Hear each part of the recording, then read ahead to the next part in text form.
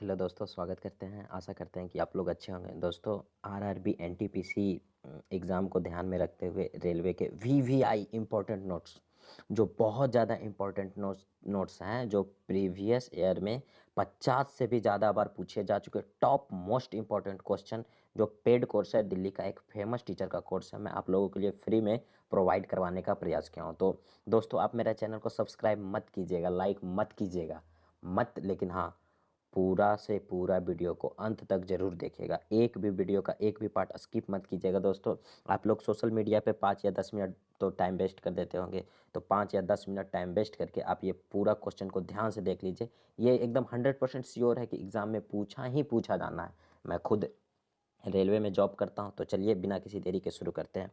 पहला क्वेश्चन है, हाइड्रोजन एवं ऑक्सीजन के द्रव्यमान का अनुपात हमेशा कितना होता है? तो हाइड्रोजन एवं ऑक्सीजन के द्रव्यमान का अनुपात 1:8 होता है। दूसरा क्वेश्चन है, जब किसी पिंड पर असंतुलित बल लागू किया जाता है तो किसमें निरंतर परिवर्तन होते रहता है? देखिए, जैसे कि एक बाइक है, ठीक है, ये हो गया हैंडल, इसमें एक्सीलेटर लगा हुआ, तो एक्सीलेटर कभी कम करते हैं, कभी बेसी करते हैं, कभी कम करते हैं, कभी बेसी करते हैं। तो बाइक क्या होता है, कभी तेज होता है, कभी धीमा होता है, कभी तेज होता है, कभी धीमा होता है। तो किस चीज़ में निरंतर परिवर्तन होता है? तो जाहिर सी बात है, इसके चाल में निरंतर परिवर्तन होता है। चलिए नेक्स्ट क्वेश्चन है, ट्रैफिक को नियंत्रण करने के लिए रोबोट का उपयोग करने वाला भारत का पहला शहर का नाम बताएं। तो रोबोट का उपयोग करने वाला मध्य प्रदेश है। मध्य प्रदेश का इंदौर शहर जो है, ट्रैफिक को नियंत्रण करने के लिए रोबोट का मदद लेता है। चलिए नेक्स्ट क्वेश्चन, आधुनिक आवर्त सारणी में कौन से आधुनिक आवर्त सारणी में कौन से समूह के तत्वों को बाहरी कोष में रखा जाता है? तो 18वें समूह के तत्व को, जैसे आर्गन हो गया, वगैरह वगैरह, जो भी निष्क्रिय गैस है। चलिए नेक्स्ट क्वेश्चन है, जब कोई वस्तु वृत्तीय पथ पर गति करता है तो घूर्णन करते हुए वस्तु की ओर लगने वाले बल को, मतलब केंद्र की ओर लगने वाले बल को क्या कहा जाता है? जैसे कि एक वस्तु है, ये एक वस्तु है, यहाँ एक वस्तु है, ये वृत्तीय पथ पे गति कर रहा है, तो इस ओर यानी केंद्र की ओर लगने वाले बल को, केंद्र की ओर लगने वाले बल इस ओर लगेगा तभी ना वो केंद्र की ओर लगेगा, तो केंद्र की ओर लगने वाले बल को हम लोग अभिकेंद्री बल कहते हैं। नेक्स्ट क्वेश्चन है, किस हिल स्टेशन को राजकुमारी के रूप में जाना जाता है या राजकुमारी के नाम से जाना जाता है? चलिए, तो कोडई कनाल रेलवे स्टेशन को राजकुमारी के नाम से जाना जाता है या राजकुमारी के रूप में जाना जाता है? कौन से जानवर का खून गर्म होता है? तो कबूतर एक ऐसा पक्षी होता है जिसका खून जो है गर्म होता है, इसलिए ठंडा में कबूतर का मांस, जो भी मांसाहारी है, डॉक्टर भी रिकमेंड करते हैं कि कबूतर का मांस खाना चाहिए। चलिए नेक्स्ट क्वेश्चन है, कौन सा जानवर पराध्वनि उत्पन्न कर सकता है? तो एक होता है जानवर पारपोइसेस पारपोइसेस जानवर जो होता है पराध्वनि उत्पन्न करता है। एक पक्षी होता है जो चमगादड़ होता है, वो भी पराध्वनि उत्पन्न करता है।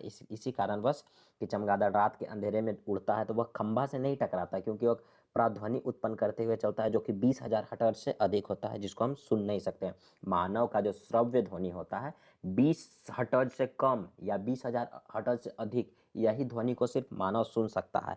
ठीक है, चलिए नेक्स्ट क्वेश्चन है, वॉशिंग सोडा के एक अणु में पानी के कितने अणु मौजूद होते हैं? ठीक है, तो वॉशिंग सोडा के एक अणु में पानी के 10 अणु मौजूद होते हैं। वॉशिंग सोडा का सूत्र होता है Na2CO3 इंटू 10H2O। ये देखिए, ये जो 10 है, पानी के 10 अणु मौजूद हैं। नेक्स्ट क्वेश्चन है, पौधों में लचीलापन किस उत्तक के कारण होता है? तो ये उत्तक का नाम होता है कोलेरेन काइमा। इसी प्रकार का एक और उत्तक होता है स्क्लेरेन काइमा। चलिए नेक्स्ट क्वेश्चन है, निषेचित अंडा युग्मनज किसमें प्रत्यारोपित हो जाता है? तो निषेचित अंडा युग्मनज जो होता है गर्भाशय में प्रत्यारोपित हो जाता है। कंडक्टर का प्रतिरोध किस कारक पर निर्भर नहीं करता है?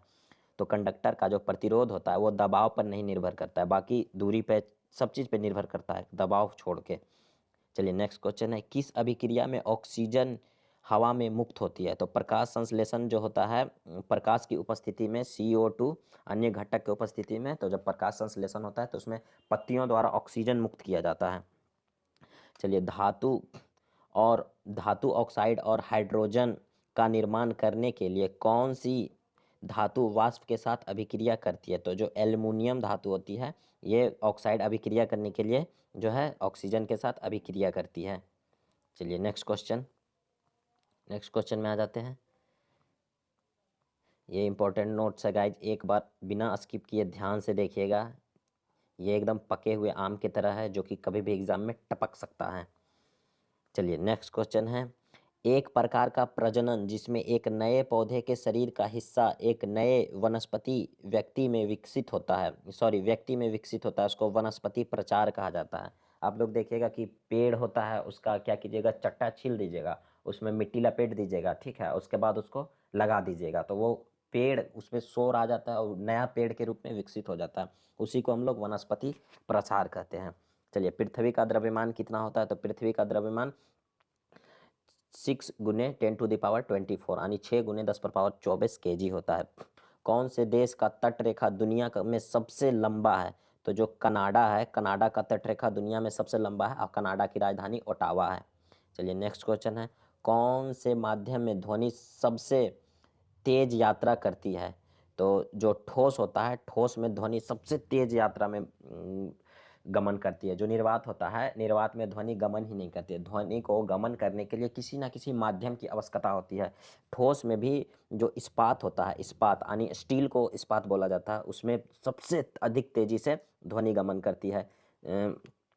इस्पात में ध्वनि का चाल होता है 5960 मीटर पर सेकंड। आप लोग देखिएगा कि ट्रेन आ रहा है कि नहीं, आपको पता लगाना है, तो आप क्या कीजिएगा, पटरी पे कान सटाइएगा, बहुत दूर से ही पता चल जाएगा ट्रेन आ रहा है, अन्यथा नहीं।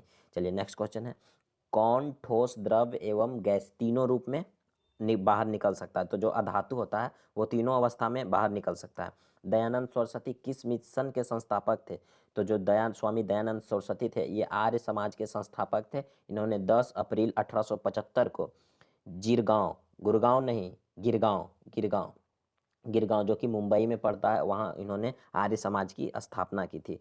सिनेमा के क्षेत्र प्रदर्शन, सर्वश्रेष्ठ प्रदर्शन प्रतिवर्ष अकादमी, जिसको ऑस्कर पुरस्कार बोला जाता है, ठीक है, का आयोजन किस देश ने किया था, तो ये ऑस्कर अवार्ड है जो यूएसए देता है। इस बार भारत का एक फिल्म है जलीकट्टू, ऑस्कर के लिए नामित किया गया है, ज़्यादा चांस है कि इसको ऑस्कर मिल जाएगा। जलीकट्टू जो है एक भैंस पे आधारित फिल्म है। एक गांव के लोग होते हैं जो मीट खाना पसंद करते हैं भैंस का, तो वही भैंस लाते हैं और भैंस को काटने ही जा रहे होते हैं कि भैंस भाग जाता है। इसी पे ये पूरा आधारित फिल्म है, बहुत ज़बरदस्त फिल्म है, इसीलिए इसको नामित किया गया है। चलिए नेक्स्ट क्वेश्चन देख लेते हैं। नेक्स्ट क्वेश्चन, शतवर्षीय युद्ध किस देशों के बीच लड़ा गया है, तो शतवर्षीय युद्ध जो है इंग्लैंड और फ्रांस के बीच लड़ा गया। नाम से ही पता चलता है, शतवर्षीय युद्ध 7 साल चला था, 1756 से 1763 तक। नेक्स्ट क्वेश्चन है, भारतीय संसद का उच्च सदन किसे कहा जाता है, ये बहुत सिंपल क्वेश्चन है, ठीक है, तो भारतीय संसद का उच्च सदन राज्यसभा को कहा जाता है और निम्न सदन लोकसभा को कहा जाता है। चलिए, सतवर्तन कादियान किस खेल से संबंधित है, तो जो सतवर्तन कादियान है ये कुश्ती से संबंधित है। 2014 में कॉमनवेल्थ गेम के लिए सिल्वर मेडल भारत के लिए जीते थे सतवर्तन कादियान। चलिए, तो धन्यवाद गाइज, वीडियो के अंत तक बने रहने के लिए आप सबका बहुत बहुत धन्यवाद। ठीक है, नेक्स्ट सेट आप लोग के लिए बहुत जल्द प्रोवाइड करवाऊंगा।